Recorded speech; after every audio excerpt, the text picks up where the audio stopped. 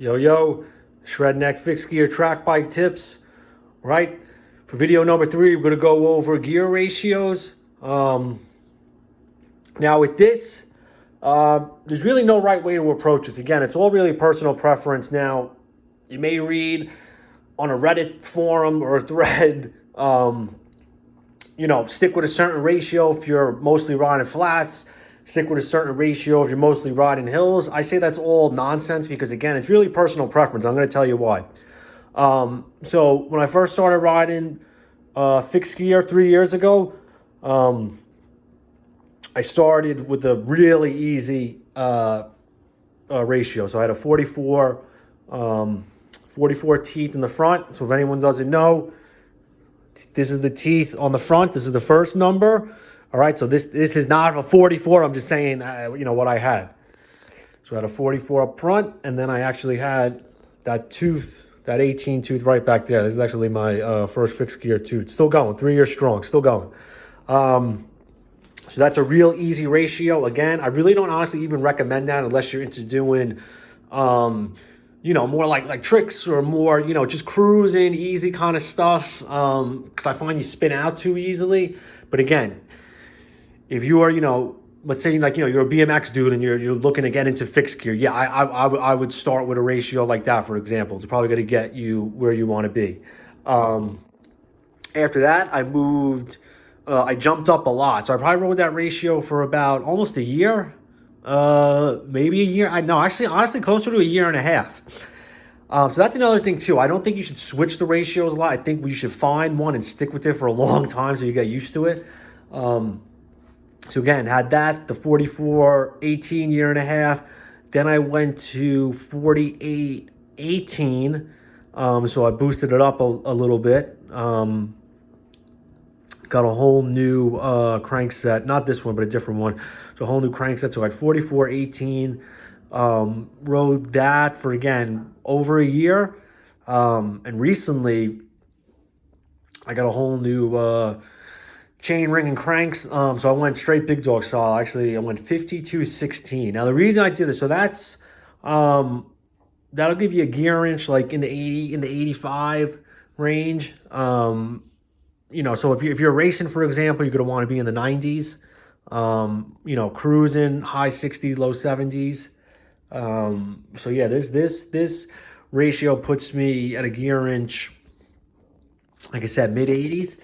So 52-16, again, you may not think, for what you're looking to do, but I live in a somewhat, I shouldn't say a hilly area, more like, rolling hills and just like short, punchy, pretty steep climbs on some parts, I gotta be honest. So initially it would be easy to climb, with the 48, 18 ratio, but I found I was just spinning out way too much, going downhill. So I tried stepping it up a lot. So 52-16, and even though this is harder to climb, I feel way better going downhill. And I love bombing hills with the fixed gear, and I really won't skid unless I have to. I'm not really a big skidder, to be honest. I only do it when I 100% have to.